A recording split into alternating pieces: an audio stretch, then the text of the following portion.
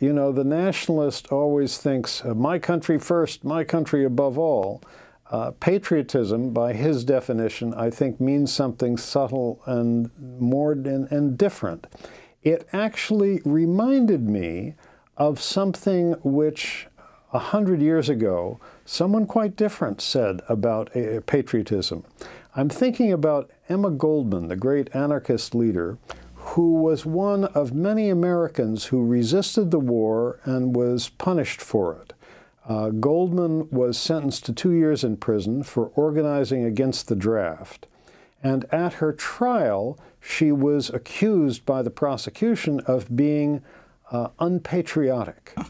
And she replied this way. I'll just read you what she wrote.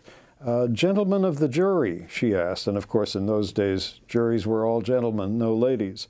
May there not be different kinds of patriotism as there are different kinds of liberty? And her patriotism, she explained, was like that, and these are her words, of the man who loves a woman with open eyes. He is enchanted by her beauty, yet he sees her faults. I think that's a pretty good definition of patriotism, where you can love your country, but you are not blind to its faults. And when you see your country doing something that you think is wrong, such as joining a war that it has no business being in, you have every right to speak out.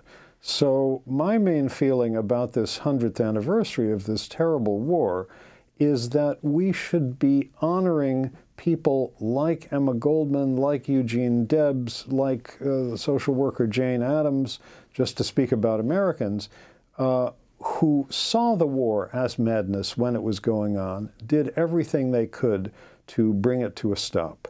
You know, they were patriots also.